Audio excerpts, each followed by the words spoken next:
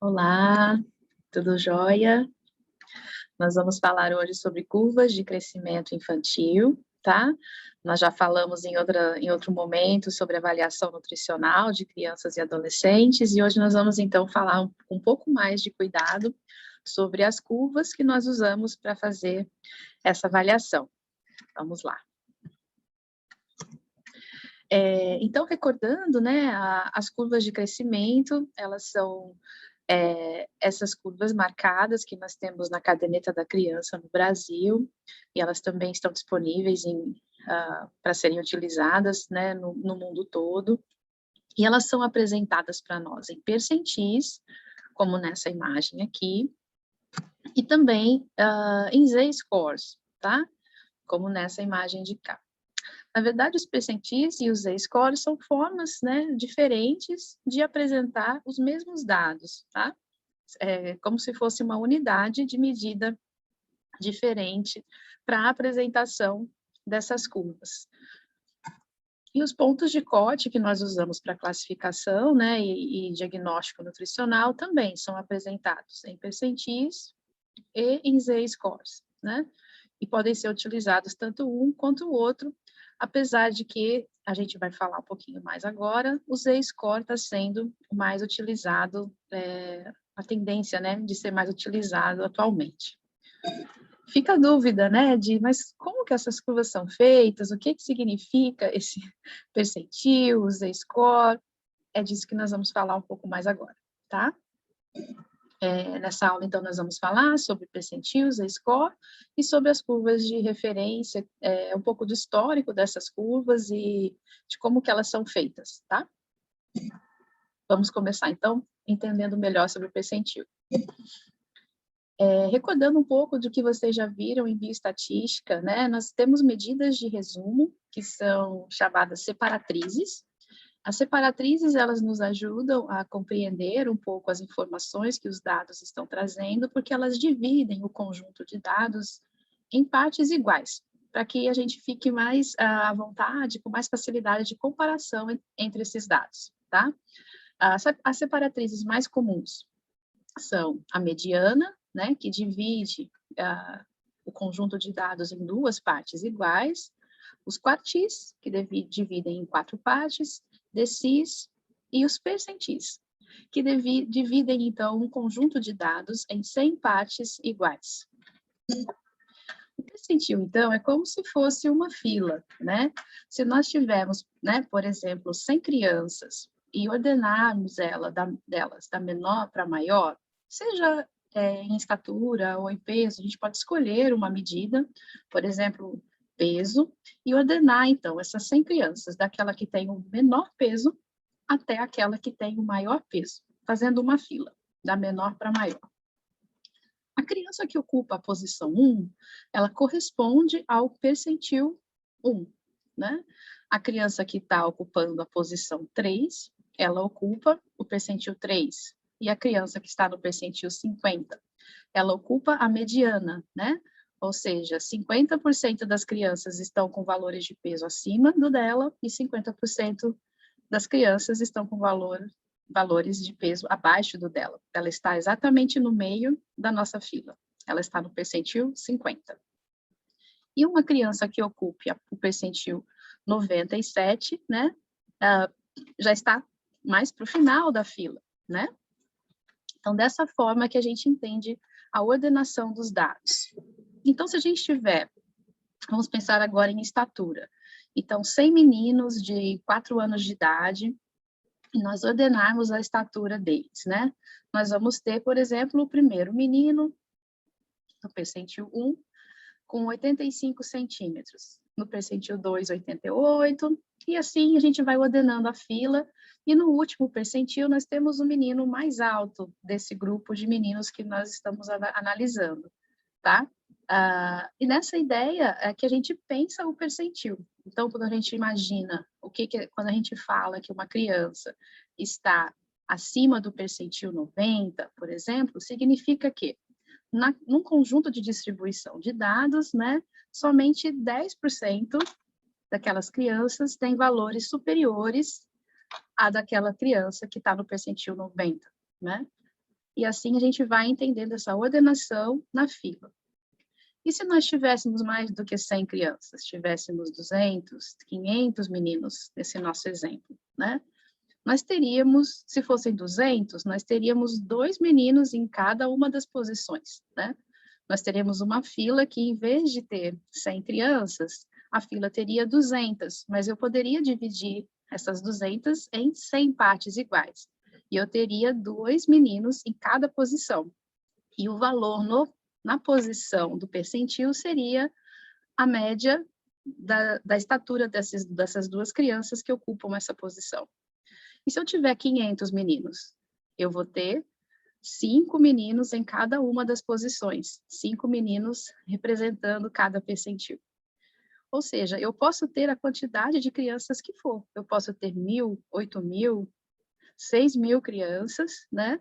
Que eu posso posso primeiramente ordená-las do menor valor, no caso aqui de estatura, até o maior, e depois dividir essa fila em 100 partes iguais, para que eu tenha uma noção de qual valor eu tenho na posição central, que seria o percentil 50, e quais os valores que eu tenho mais afastados, né? São os valores menores e os valores maiores nessa fila. Então, se eu tenho se eu posso pensar, né, nessa ideia de percentil como uma fila, né, e eu tenho ali uma criança, independente do que seja, né, pode ser peso, pode ser IMC, pode ser estatura, se ela está no percentil 10, o que significa? Que apenas 10% das crianças desse grupo encontram-se abaixo dela, né? E que 90% das crianças, todas as outras crianças que estão nas outras posições aqui, elas têm valores da medida, né, maiores do que dessa criança que está no percentil 10, tá? Praticando um pouquinho. Aqui eu tenho exemplos de 3 crianças, 3 meninas, Luciana, Júlia e Marina, uma de 7, outra de 8, outra de 9 anos, e aqui valores dos pesos delas, tá? Como que eu aplico esses valores delas na curva, né, de percentil? Então, aqui eu tenho a planilha com percentis da população de referência, tá? Eu vou aplicar esses valores das meninas. Então, eu olho aqui que a Luciana, por exemplo, tem 7 anos e 6 meses e pesa 19 quilos. Então, eu vou aqui nos 7 anos e 6 meses, vou no 19 quilos, no ponto que as duas retas se cruzam, né? Esse é o ponto onde a Luciana está, né, na distribuição percentilar neste momento, tá? Então, essa planilha aqui, ela é para crianças de 5 a 10 anos, para meninas. Eu fiz aqui a plotagem do ponto aonde a Luciana está e eu percebo que ela está aqui entre o percentil 3 e o percentil 15. E da mesma forma eu posso fazer com as outras meninas, tá? Então, aqui são os valores da Júlia, né? Que ela tem 8 anos e 9 meses e aproximadamente aí 35, 36 quilos. Então, ela está entre o percentil 85 e o percentil 97. Ela está em um percentil aqui nesse intervalo. E aqui eu tenho a plotagem da minha última menina, Marina, tá? Que ela tem 9 anos, né? E 9 anos e 2 meses, e aqui 29 quilos. E ela está um pouquinho acima do percentil 50. Olhando aqui para essas informações, é claro que essa planilha ela já é bem didática, ela é para ajudar tanto os responsáveis pela criança para entender e também os profissionais de saúde, então tem cores diferentes para nos facilitar, né? A gente vê aqui que a Marina, ela está quase que em cima da linha verde, ou ela está quase que, né, em cima do percentil 50. Então, se a gente pensar em que posição ela está ocupando nessa fila que vai de 1 a 100, né? A Marina está ocupando bem perto da posição 50. E isso nos leva a entender que ela está com o peso paridade adequado, né? Porque ela está bem próxima da média ou da mediana dessa população de referência. A Júlia, ela está aqui nessa fila que vai de 1 a 100, a Júlia está ocupando a posição aqui já acima da 85, né? A Júlia deve estar aqui na posição 87, 88, né? Uma posição um pouco mais alta. Acima do percentil 85, para esse indicador de peso para a idade, a gente ainda considera adequação, tá? Mas para outros indicadores, isso já pode sugerir excesso de peso. Então, a gente já tem que ficar um pouco mais atento, porque, no caso, ela está mais para o final da fila, né? O que significa que nessa distribuição de 1 a 100, ela está mais para perto, né, das crianças que estão bem afastadas da média, no sentido de excesso. E a Luciana? A Luciana está aqui entre o percentil 3 e o percentil 15, né? Possivelmente aqui no percentil 10, talvez, né? Para esse indicador de peso para a idade, a gente também ainda considera esse valor na adequação, tá? Mas ele está na atenção, né? Ele está um pouquinho abaixo da linha amarela. Isso é para nos salientar de que, olha, numa distribuição com várias crianças, a Luciana está ocupando uma das primeiras posições ali, né? Ela está próxima ao percentil 10. Então, vamos ficar atentos, porque talvez ela possa ter, né, uma tendência a ter baixo peso ou algo nesse sentido, tá? Então, é dessa forma que a gente interpreta. Para esse indicador, apenas quando está para além das linhas vermelhas, ou seja, acima do percentil 97 ou abaixo do percentil 3, é que a gente considera com déficit ou excesso, né? Aqui são esses pontos de corte que eu acabei de comentar. Olhem aqui, peso adequado para a idade, são valores entre o percentil 3 e o percentil 97. Ou seja, todos esses valores que estão aqui, se as crianças estiverem com pontos dentro das linhas vermelhas, né, elas estão consideradas dentro da adequação. As crianças que estão em qualquer valor de ponto, né, dentro das linhas amarelas, elas estão mais próximas da média, né, para essa população, o que sugere um caminhar um pouco mais harmonioso com outras crianças que são da mesma idade, tá? Então, aí, por isso a gente tem os pontos de corte, quando vocês virem, então, percentil abaixo de 0,1, ou percentil entre 0,1 e 3, é criança considerada com baixo peso para a idade, valores acima do percentil 97, seria peso elevado para a idade. Acima do percentil 97 seria se a Júlia tivesse por aqui, ó, né? Com pontos aqui para cima da linha vermelha, tá? Isso também equivale para os meninos, né? A gente só tem que usar a planilha específica para os meninos. E eu estou dando aqui como exemplo o peso por idade, mas nós temos essas avaliações para todos os indicadores, de estatura para idade, IMC para idade, tá? Vamos então ver como que funciona a avaliação pelo Z-Score. Para isso, a gente vai recordar um pouquinho o que vocês viram em estatística em relação a medidas de resumo também, mas de tendência central, e não separatrizes, tá? As medidas de tendência central, elas vão buscar organizar os nossos dados e dar informação sobre os nossos dados acerca de uma variável, o quanto que essa variável se agrupa e o quanto que essa variável tem informações mais diversificadas, né? Ou variabilidade. As 3 medidas de tendência central principais são a média, a mediana e a moda, tá? A média é o que vocês estão mais acostumados a escutar no senso comum, que é um somatório das observações e a divisão desse somatório pelo número de observações, né? A gente fala muito, né, a média de nota, média de idade, normalmente é um entendimento bastante comum. A mediana, como a gente acabou de comentar, ela é o valor central, né, em uma ordenação de dados. Ela é uma medida de tendência central e uma separatriz ao mesmo tempo, tá? E a moda é o valor encontrado com maior frequência em um conjunto de observações, que, no caso da avaliação infantil, a gente vai ver que numa distribuição normal, a moda vai estar coincidindo aí com a média e a mediana. A gente vai falar um pouquinho mais disso já já. E nós temos as medidas de dispersão, que vão nos mostrar o quanto as observações elas variam, né, ou elas se afastam dos valores centrais, dos valores médios e medianos. As principais medidas de dispersão que a gente tem é a amplitude, que é a diferença entre o menor e o maior valor em um conjunto de dados, o desvio padrão, que vai nos informar, vai quantificar sobre a variabilidade ou sobre a magnitude do afastamento, né, dos valores em relação à média. E o Z-score, que é a unidade de desvio padrão em uma curva normal. Em uma curva padronizada, a gente vai utilizar o Z-score como unidade de desvio padrão. Vamos lá falar um pouquinho mais disso agora.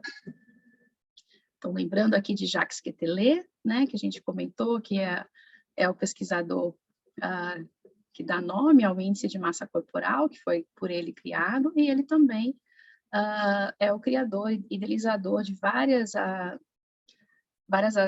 ações, né, matemáticas em relação à curva normal, tá? Que é essa curva aqui. Então, vocês também viram sobre curva normal em bioestatística, as propriedades mais importantes é que nessa curva há uma simetria entre os lados, ou seja, ela tem o formato de sino, né? E esse lado, ele é similar ao lado, né? De cá, então, direito e esquerdo. E a média corresponde a esse valor aqui central e ela coincide com a mediana e a moda, né? A média, ela corresponde também ao valor central, se a gente estivesse ordenando os valores do menor para o maior, ela corresponde aqui ao valor que é a divisão, né, do somatório de todas as observações, e ela corresponde com um valor mais frequente também, que é a moda, tá? Então, numa curva normal, como que a gente vai entender agora um pouco dessa ideia do Z-score, tá? Para avaliação nutricional, então, de crianças e adolescentes, a gente assume que as medidas antropométricas e os índices, né, eles seguem uma distribuição normal. Então, a gente assume, e isso é bastante comum mesmo, acontece, que se eu for distribuir a estatura de várias crianças, a distribuição vai seguir esse formato. Se eu coletar vários pesos ao nascer de um conjunto grande de crianças, também vai seguir esse formato. Se eu coletar informações de peso de várias crianças, também vai se seguir esse formato, né? Onde eu vou ter valores médios, concentrados, né? E poucas crianças com valores diferentes dessa média, tá? É isso que a gente quer dizer com a curva, tá? Você tem uma concentração, então se eu tiver 1000 crianças, a maioria das crianças vão estar com valores em torno da média e poucas crianças vão estar com valores muito acima ou valores muito abaixo dessa média. E isso funciona dessa forma para várias medidas antropométricas, tá? Seja peso, estatura. Então, a gente assume que isso acontece para fazer essa avaliação de crianças, tá? E numa curva normal padronizada, nós representamos o desvio padrão através do Z-score. Então, em vez de a gente falar média de peso e qual que é o desvio padrão dessa média de peso, eu uso um valor padronizado, que a gente chama de Z-score. Vamos falar um pouquinho mais. Então, em unidade de desvio padrão, o Z-score vai indicar a diferença padronizada entre um valor que eu medi, né, e a medida desse valor na população de referência. Então, o Z-score ele vai me indicar qual a direção e o quanto que uma observação, um valor que eu tenho, está distante da média, tá? Da população. Eu vou ter, para ser o cálculo, né, eu tenho o valor que eu medi, o que eu acabei de observar, menos a mediana da população de referência, dividido pelo desvio padrão dessa população de referência. E o resultado dessa divisão equivale ao Z-score. Vamos falar ainda mais um pouquinho. Então, suponha que nessa figura eu tenha a distribuição de estatura de crianças, tá? Então, um conjunto de crianças, a maioria delas tem estatura concentrada em torno da média, e eu tenho algumas crianças com estatura muito mais alta e algumas crianças com estatura muito mais baixa. Se uma criança apresentar Z-score igual a menos 3,02, por exemplo, então, menos 2 está aqui, né? De Z-score. Se a criança estiver aqui, no menos 3, o que a gente pode concluir, mesmo sem entender ainda plenamente, né, como funciona toda a ideia do Z-score? A gente entende que eu tenho uma média de estatura e que eu tenho a maioria das crianças em torno dessa média e que essa criança que eu estou medindo, que está bem aqui no começo, no fim para esse lado, né, da curva, ela está, no mínimo, a 3 desvios padrão afastadas da média.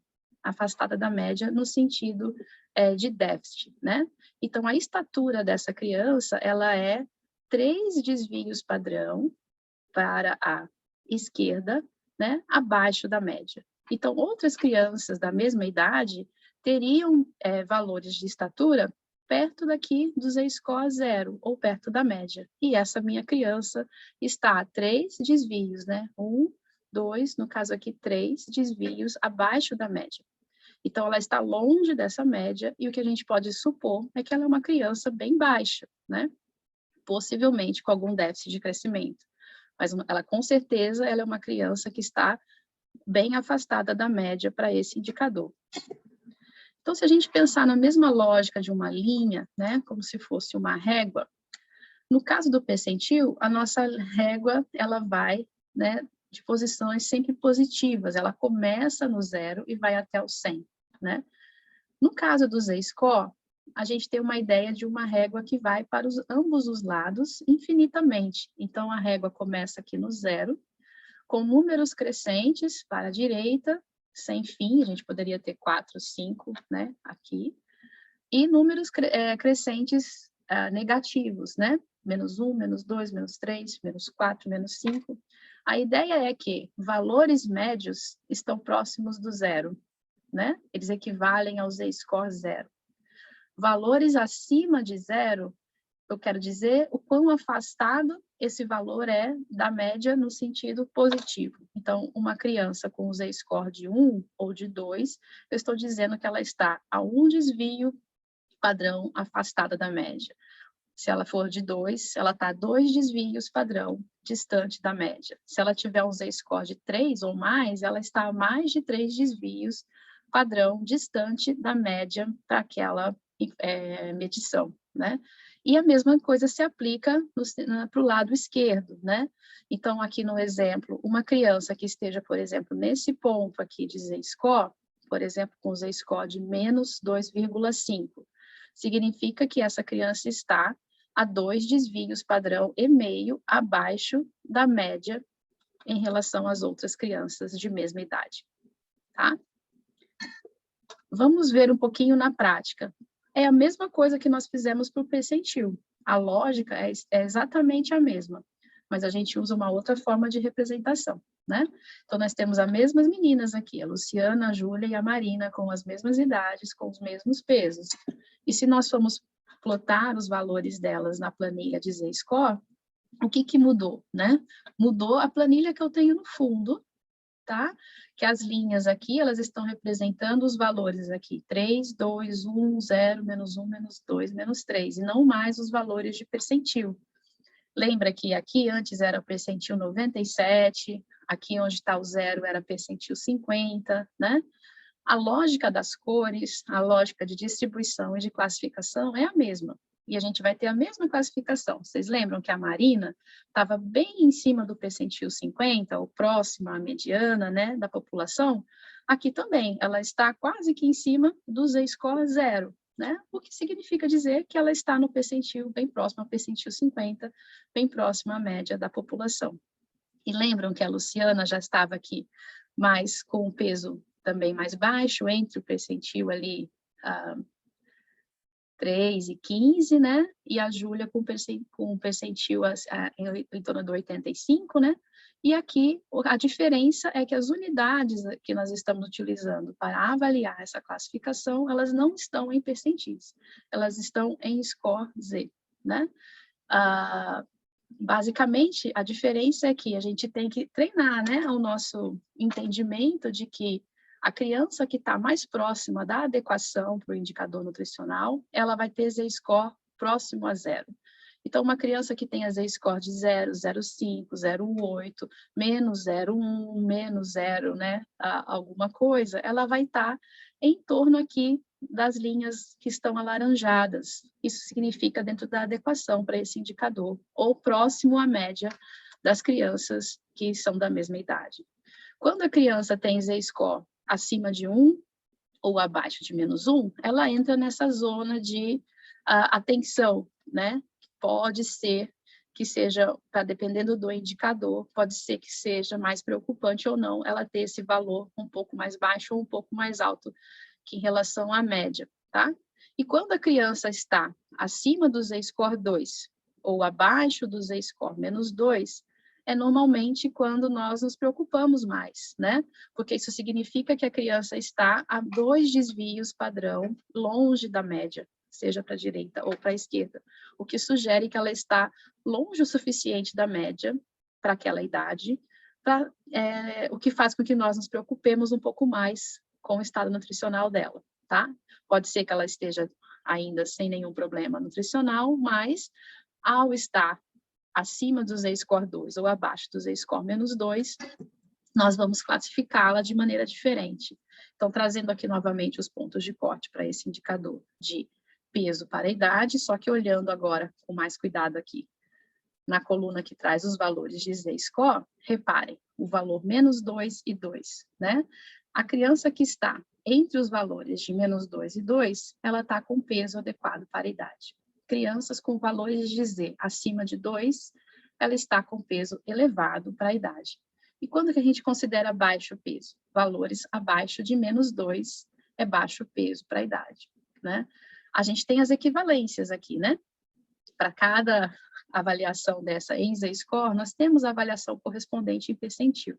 Mas é bastante importante que vocês passem a ter esse entendimento do Z-score com bastante clareza, porque essa é a tendência internacional, é a tendência de todo o movimento para padronização de avaliação infantil, é de usar a classificação em Z-scores e não mais em percentil, tá? Vamos falar um pouquinho mais ainda dessa comparação entre os dois. Então, para cada Z-score, há um valor de percentil correspondente. O Z-score 0, a gente já falou, ele corresponde à média, né, ou à mediana, que equivale ao percentil 50, tá? Esse valor aqui do meio. Nós desejamos, né, que as crianças que a gente está avaliando estejam aqui entre o Z-score menos 1 e 1, né? Que isso significa estar apenas a um desvio padrão da média, né? Então, eu tenho uma média que é 0, e se eu tiver uma criança que está aqui, até chegar no desvio padrão 1 ou aqui, são crianças que estão dentro, né, vamos dizer, de um desvio padrão em torno da média, e é o desejável em termos de avaliação nutricional. Quando eu tenho crianças que estão aqui passando de um desvio, né, para a esquerda ou para a direita, a depender do indicador, a gente liga um sinal de atenção, né? Será que essa criança está tendendo a ter algum déficit ou excesso nutricional para esse indicador? E quando a criança está acima do Z-score 2 ou abaixo do Z-score menos 2, normalmente a gente classifica essa criança de maneira diferente, com déficit ou excesso para o indicador específico.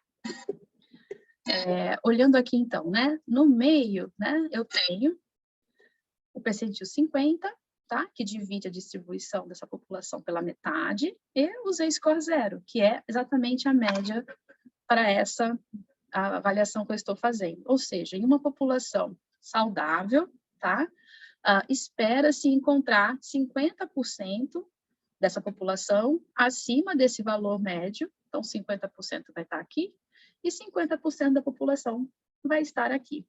E a gente deseja que as crianças que a gente esteja medindo estejam aqui, no máximo, a 1 ou menos 1, né, desvios padrão em torno dessa média, de maneira que a gente possa considerá-las aí saudáveis dentro do esperado. Então, os marcadores de 1, né, quando eu penso em um desvio padrão. O valor de Z-score 1, ele corresponde ao percentil 85. Na verdade, há uma aproximação aí, é um percentil 84,1. Tem algumas equações matemáticas para essa conversão. Espera-se que em uma população saudável, né, sejam encontradas 84,1% das crianças com valores abaixo desse aqui, que está marcado no Z-score 1, tá? E cerca aí de 15% das crianças com valores acima, né, desse. Em relação ao Z-score menos 1, no sentido oposto, ele vai corresponder ao percentil 15,9, né, que é o arredondamento que a gente utiliza. Espera-se que numa população saudável sejam encontradas não mais do que 15, 16% das crianças com valores abaixo do Z-score -1. Agora, passando para o -2, tá?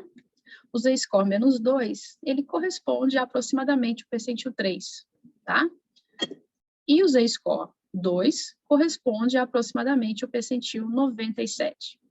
Esses são pontos extremamente importantes. Então, se vocês têm que guardar algum valor, né, guardem o Z-score -2, Z-score 2, né? Porque esses são normalmente os limites, né? São os limites de classificação. Valores que estejam abaixo de -2 ou acima de 2 são, em geral, para quase todos os indicadores, considerados déficits nutricionais, tá? A criança está a mais de 2 desvios padrão afastada da média. E olha bem, qual que é a chance, né, de ter uma criança aqui com valores menores do que -2? Espera-se que em uma população saudável sejam encontradas aí cerca de 2,3% das crianças apenas com esse valor aqui. Então, assim, com valores abaixo, né, de -2. Então, é possível que eu tenha crianças saudáveis que estejam ocupando um Z-score aqui bem baixo? É possível. Mas é comum isso? É a maioria das crianças? Não, não. A grande maioria das crianças vão ser saudáveis e vão estar aqui, em torno da média. Existem algumas que são saudáveis na população de referência e eles ocupam aqui um Z-score mais baixo, mas apenas 2,3%. Então, quando eu uso essa referência para comparar com as minhas crianças que eu estou medindo, né, com a criança que eu estou avaliando no meu consultório, ou na escola onde eu trabalho, ou na creche onde eu vou trabalhar, e a minha criança, ela tem valores baixos aqui, abaixo de -2, eu considero que ela está em risco nutricional, né? Que ela está com déficit para esse indicador, porque ela está ocupando uma posição em que apenas 2,3% das crianças saudáveis ocupariam. Então, tem uma chance bem alta, né, em termos percentuais aí de mais de 95% dessa minha criança estar aqui e não ser saudável. E o mesmo equivale para o ponto acima de 2, né? Acima do Z-score 2, ou seja, acima de 2 desvios padrão do valor médio, apenas 2,3% das crianças ocupam, né, estão, né, com valores de Z-score acima de 2 e são saudáveis. Então, quando eu meço uma criança e ela tem um valor de Z-score acima de 2, opa, né, isso já me sinaliza de que a chance dela ser saudável e ter esse Z-score alto é muito baixa, né? A chance dela estar com esse Z-score alto e ter algum excesso nutricional é alta, então eu classifico ela com excesso, tá? Por isso que os pontos de corte 2 e -2, eles estão sempre marcados em todos os indicadores, né? Aqui são pontos de corte de peso por estatura, que são usados para as crianças menores de 5 anos. E olha aqui, não é por coincidência, né? Entre os valores de -2 e 2, o peso é considerado adequado ou eutrófico. Abaixo de -2, baixo peso para a estatura. Acima de 2, o peso elevado.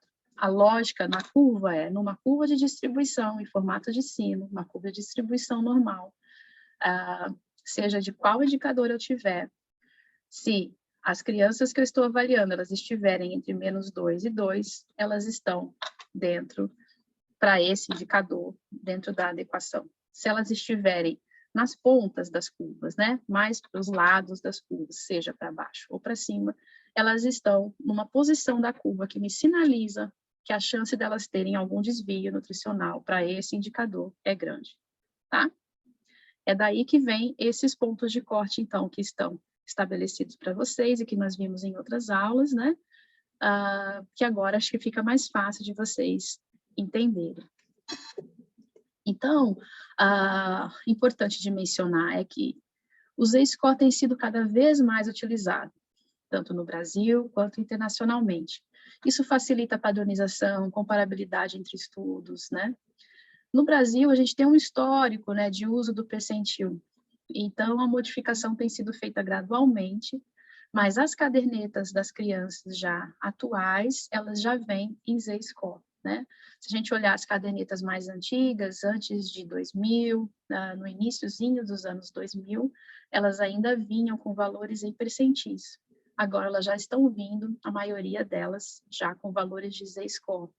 E vocês, né, enquanto profissionais que estão se formando nesse momento, devem se familiarizar com a linguagem em Z-score e sempre levar essa linguagem em Z-score, né, onde vocês estiverem em posição aí de compartilhar informação, tá?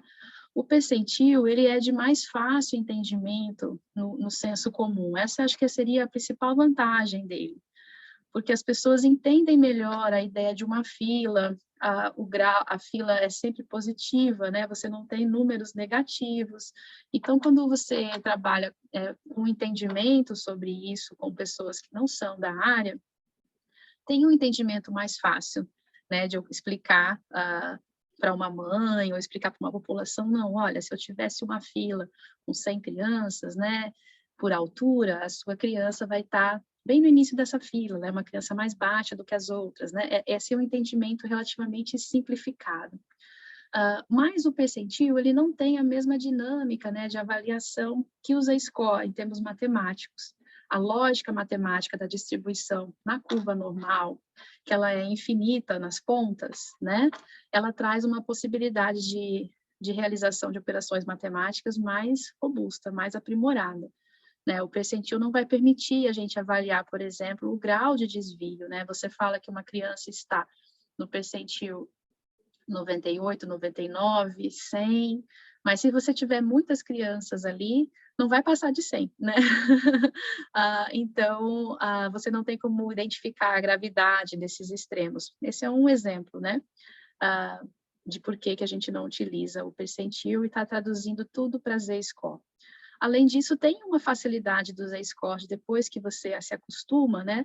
Que eles são números fixos, né? E números pequenos. Então, é sempre 0, 1, 2, 3, ou 0, menos 1, menos 2, menos 3, né? Não tem 85, 97, né? Que são números mais altos, o que, de certa forma, é um pouco mais complicado de entendimento também. Então, a partir do momento que a gente se acostuma com a ideia de que números positivos vão estar referindo a desvios nessa curva para a direita, né? Ou seja, valores mais distantes da média no sentido de excesso, e que números negativos estão se referindo a distanciamento da média no sentido da esquerda ou de déficit, esse entendimento também passa a ser mais fácil. Então, tem uma coisa de hábito aí, né? E, aos poucos, a gente está se familiarizando mais e trabalhando mais com o Z-score, tá? Aqui é uma equivalência para vocês, né, de entender essa conversão. Então, quando a gente fala que uma criança está no Z-score menos 2, significa aí que cerca de 3% das crianças apenas têm valores inferiores a essa medida nessa distribuição. Da mesma maneira para os outros valores aqui. Joia, espero que tenha ficado claro essa parte. Vamos falar um pouquinho agora do que são as curvas de referência, né? Porque a gente está falando delas, mas o que é uma curva de referência? Então, curvas de referência são curvas de comparação, tá? Construídas com dados de uma população considerada saudável, e aí nós comparamos os dados das crianças que nós avaliamos no cotidiano e nas pesquisas atualmente com dados dessa população de referência considerada saudável. Uma população, para ser de referência, tem vários critérios, né? Primeiro, os indivíduos que foram medidos para construir essa curva de referência, eles têm que ser considerados em boas condições de vida. Não podem ser indivíduos que estejam em situação de extrema vulnerabilidade social, ou que estejam em situações específicas de adoecimento, né? Tem que ser uma população, em princípio, com boas condições de vida e de saúde. Não é uma amostra pequena, né? Você tem que fazer uma amostra representativa das populações, né? Para que você tenha bastante variabilidade. Tem que utilizar as técnicas corretas de medição, equipamentos precisos, profissionais treinados, né? E usar também modelos matemáticos e estatísticos adequados para ajustar esses dados todos e construir uma curva padrão que possa ser utilizada para o diagnóstico nutricional de outras crianças e adolescentes, né? Essa ideia de ter uma curva de comparação, ela vem da lógica de que existem fatores intrínsecos relacionados ao crescimento infantil, né, aspectos genéticos, nós conversamos sobre isso também outro dia, e de que existem fatores extrínsecos, né, ligados ao ambiente, e às condições de vida e comportamento alimentares da população. A ideia é que, atualmente se conhece, é que se os fatores extrínsecos estiverem adequados, ou seja, se as crianças receberem a alimentação e as condições de vida adequadas para elas crescerem, elas conseguem alcançar o potencial genético delas máximo. Isso independente se elas são de qual etnia, de qual país elas vivem. Todas as crianças, se você oferecer as condições adequadas, elas conseguem alcançar o potencial genético máximo delas enquanto pequenas, e isso não varia muito de lugar para lugar, de etnia para etnia.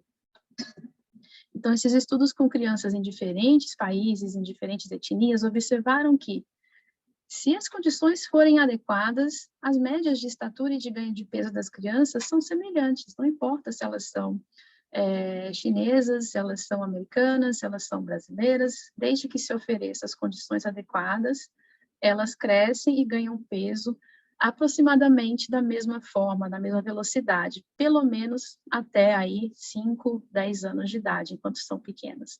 As crianças mais velhas daí, ou quando entram na adolescência, aí aspectos genéticos, eles imperam mais, né? E geram uma maior diversidade. Mas as crianças em especial, as menores, se você oferecer as adequadas condições de vida, elas crescem da mesma maneira, independente de onde elas estejam ou das características étnicas da população. Isso, então, esse conhecimento, né, permite o desenvolvimento da ideia de que podemos ter, então, uma referência de crescimento infantil que possa ser usada no mundo inteiro, né? Se as crianças crescem da mesma maneira, independente de onde elas estão, a gente pode ter uma referência única no mundo.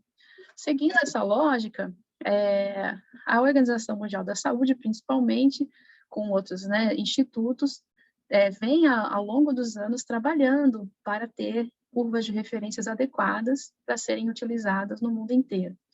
Então, aqui para vocês, desde 1977, a gente tinha as curvas do National Center for Health Statistics, que é o NCHS, que é a maneira que a gente fala no Brasil, curvas do CDC, e mais recentemente as curvas que nós estamos usando, que é a curva da OMS, ou da Organização Mundial da Saúde, de 2006 e a de 2007. Vamos ver um pouquinho agora detalhes dessas curvas.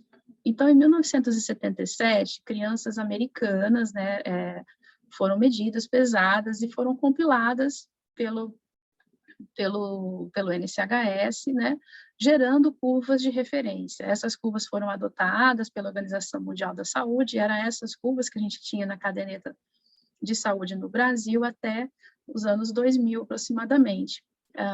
Problemas é que era uma curva criada construída apenas com crianças americanas, as condições de vida dessas crianças, condições de aleitamento materno, não foram consideradas na época, então não era uma curva que era plenamente robusta, né, para ser usada como referência aqui no Brasil, por exemplo. Era o que se tinha, então se utilizava, mas não era o ideal, né, porque não tinha todas as características que a gente desejaria para ser uma curva de referência. No ano 2000, foram publicadas curvas pelo CDC, né, que também tiveram algum impacto, eram melhores em alguns aspectos do que essas curvas de 77, mas ainda assim não atingiam, alcançavam plenamente os objetivos, né, da comunidade internacional.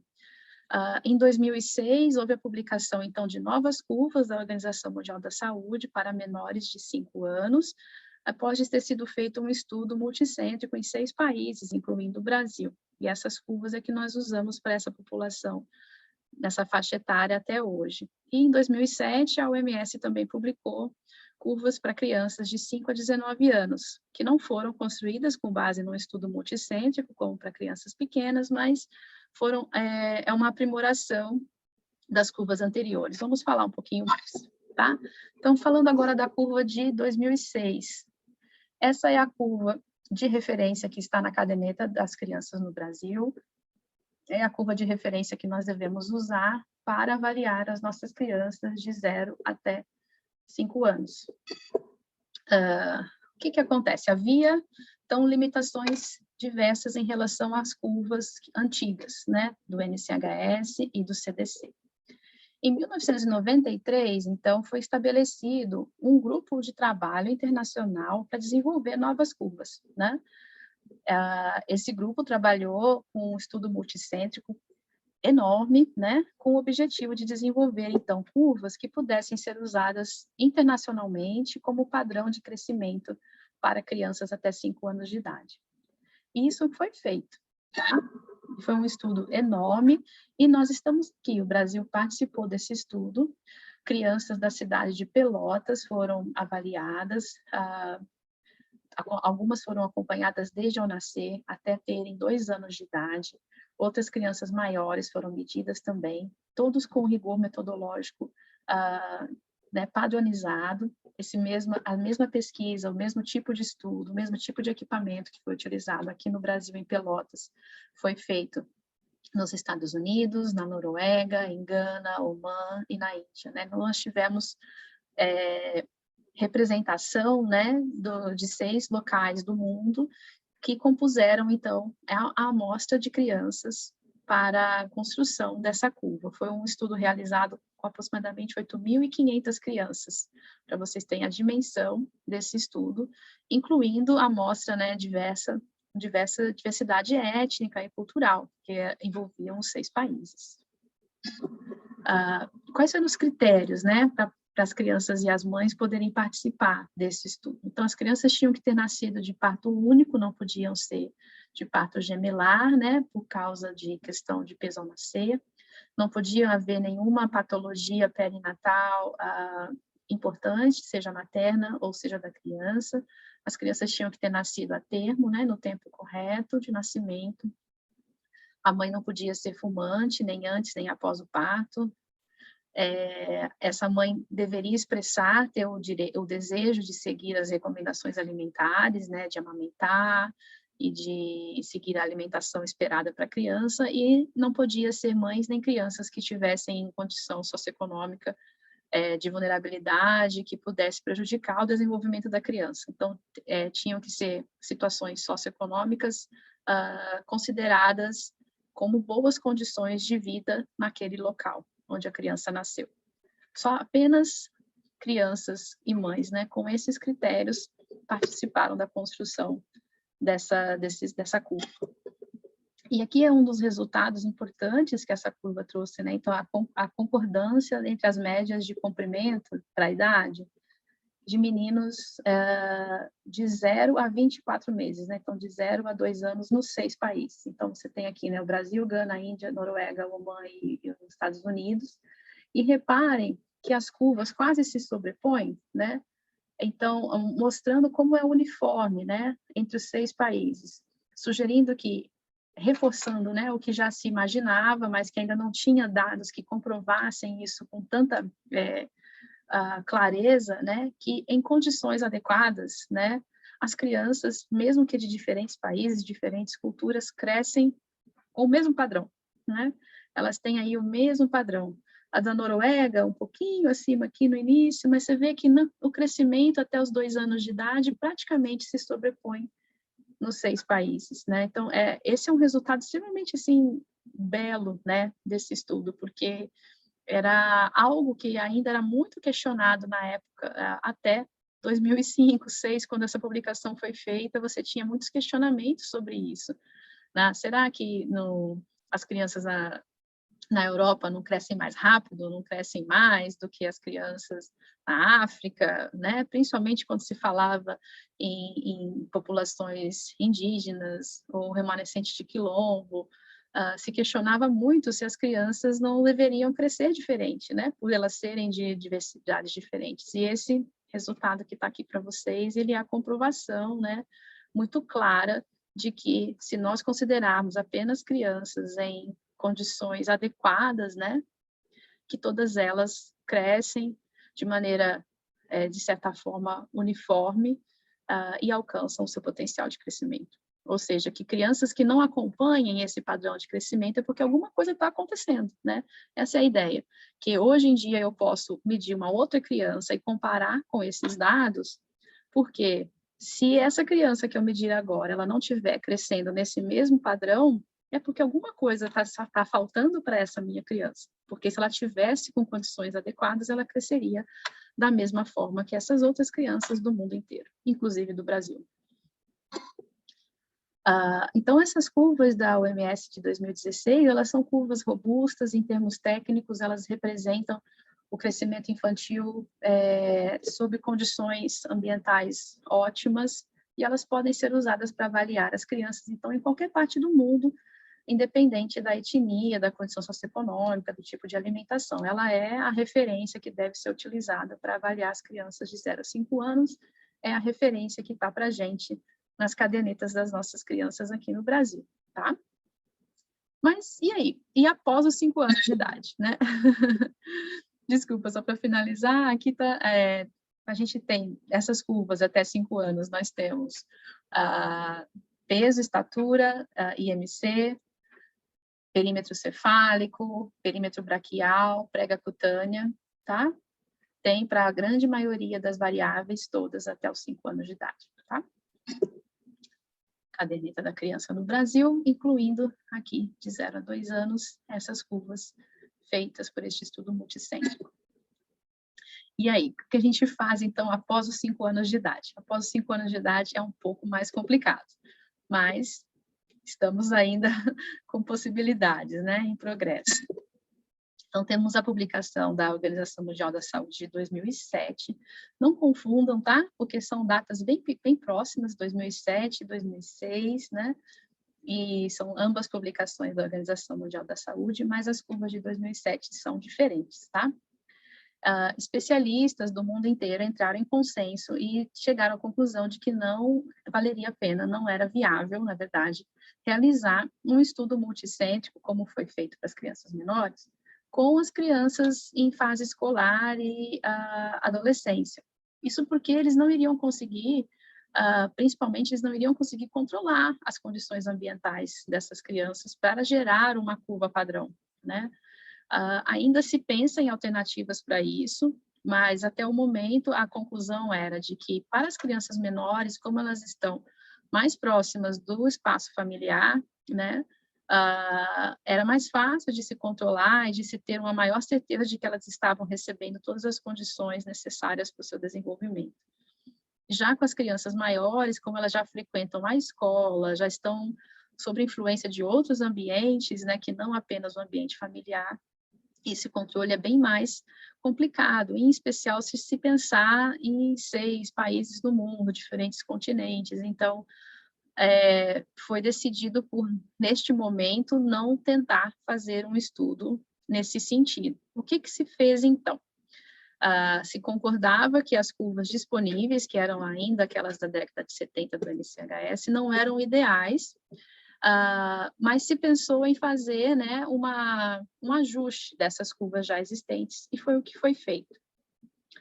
Então, se pegou dados já existentes, esses da década de 70, e alguns outros dados novos que foram coletados de outros estudos, se agrupou esses dados, se refez as estatísticas com técnicas mais robustas, utilizando possibilidades tecnológicas mais recentes, se excluiu da amostra da década de 70 alguns casos que eram muito excepcionais e que estavam dentro da amostra. Então, fizeram uma reorganização de dados, tá? Para gerar as curvas que nós utilizamos atualmente para avaliar as crianças e os adolescentes. Essa reconstrução das curvas do NCHS, ela resultou em curvas bastante interessantes, ainda que não sejam construídas com a mesma qualidade de padrão como foi para as crianças pequenas. Essas curvas elas estão bem alinhadas com as crianças menores, então quando chega no final, né, das curvas de 2006, não há uma diferença extremamente grande na conexão das crianças que estão com quase 5 e daquelas que estão com entre 5 e 6 anos, né? Ficou bem harmônica a transição de uma curva para outra, o que sugere que essa curva nova, né, para as crianças maiores, está num caminho metodológico bom. Além disso, também, ao final da curva, com os adolescentes ali em 18, 19 anos também, há uma harmonia com os pontos de corte de IMC para adultos, o que também sugere que essas curvas de 2007 têm uma qualidade metodológica boa. Então, elas não são curvas padrão como as da OMS de 2006, mas elas representam, né, uma referência robusta o suficiente no momento, né? É o que a gente tem de melhor como referência para análise das crianças brasileiras, no caso, né? Até em alguns outros países possa ser que existam curvas mais específicas para essas populações, mas aqui no Brasil, essa referência, ela é a recomendada e é a que nós temos utilizado, né, na avaliação infantil em todo o sistema de saúde. Então, um resumo aqui, né? Curvas da OMS de 2006, elas foram lançadas em abril de 2006, elas se originaram desse estudo multicêntrico do qual o Brasil fez parte, e elas abrangem as crianças de 0 a 5 anos de idade. Envolvem dados de peso para a idade, estatura para a idade, IMC para a idade, perímetro cefálico, prega cutânea e perímetro do braço, tá? As curvas da OMS de 2007, então, elas foram lançadas em setembro de 2005 e de 2007. Elas não se originam de estudo multicêntrico que foi feito em vários países. Elas são um reajuste, uma reanálise e aprimorada, né, uma reanálise aprimorada de dados que já estavam disponíveis, principalmente nos Estados Unidos, mas que também foram agregados de estudos de outros estudos também. Essas curvas, elas são utilizadas para crianças de 5 até os adolescentes aí aos 19 anos, tá? Para a gente refletir um pouco sobre os assuntos que nós falamos agora, existe a possibilidade de uma criança ter Z-score de estatura para a idade abaixo de -2 e ainda assim ser saudável, não ter déficit de crescimento? O que vocês acham? E por que vocês acham que foi feito um esforço mundial para construir as curvas de crescimento para menores de 5 anos? Por que isso era importante de ser feito? Aqui estão algumas referências, tá? Para vocês. Em especial, eu marquei aqui essa referência da professora Nayara Esperandio, ela é professora aqui também de vocês, aqui de Macaé, onde foi feita uma comparação da avaliação nutricional, utilizando diferentes curvas. Então, até um estudo local, né, bem pertinente para vocês entenderem a aplicação de tudo isso que nós falamos hoje, tá bom? Um abraço, vejo vocês em breve.